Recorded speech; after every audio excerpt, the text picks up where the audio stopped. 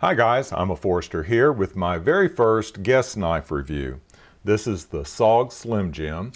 It was provided by another YouTuber, Organized Preparedness. I'll put a link to his channel in the description box below, and I'd appreciate it if you'd check him out. Now the SlimJim has been out for a while and there's loads of videos about it. I'll just focus on my main impressions.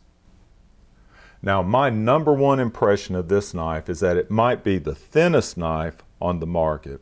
I don't know of a thinner knife in any case.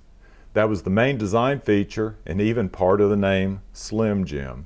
SOG says that this clip point blade is 0.08 inches thick, and if you take the thickest point right here near the flats, it's about the same thickness as a quarter.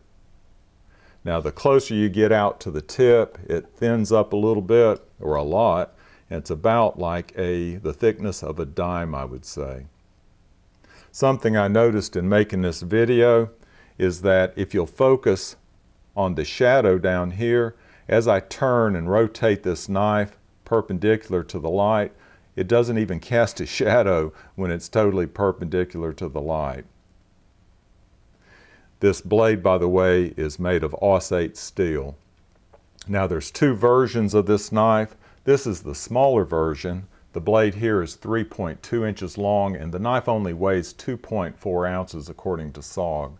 And that's with this stainless steel wraparound handle. So that's solid stainless steel and it wraps around, you can tell here, at the back of the handle. It's so light and thin that with this extra deep carry pocket clip, it literally disappears in your pocket. Now my second main impression has to do with the deployment of the knife. Now this knife has assisted opening. Let's see how it works for me. Well, I'm going to leave that in there because that's how it has been working for me. And it has to do with how I hold it, and I'm reaching around the camera right now, so that might be why it did that. But that way it functioned, and it has been working just fine to me until I made this video. But what does it have in common with this knife? This is the Kershaw blur you've seen on my channel. That opened just fine. But what they have in common is the assisted opening feature, and what they really have in common are that these two knives, when I first handled them, I could not get either one to operate. It was embarrassing with the blur, because the sales lady who was helping me had absolutely no problem opening it. I never could get it to open at the store, and my thumb was actually bloody before I got it to work finally. With the SlimJim, it wouldn't fully deploy and it would bounce back toward my thumb.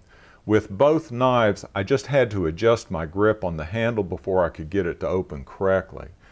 I'm not a big fan of assisted opening knives, and this blur is the only one that I own.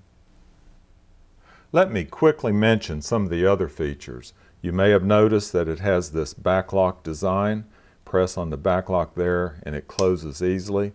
You may not have noticed though this sliding lock bar right here that prevents it from closing accidentally on your hand or opening in your pocket.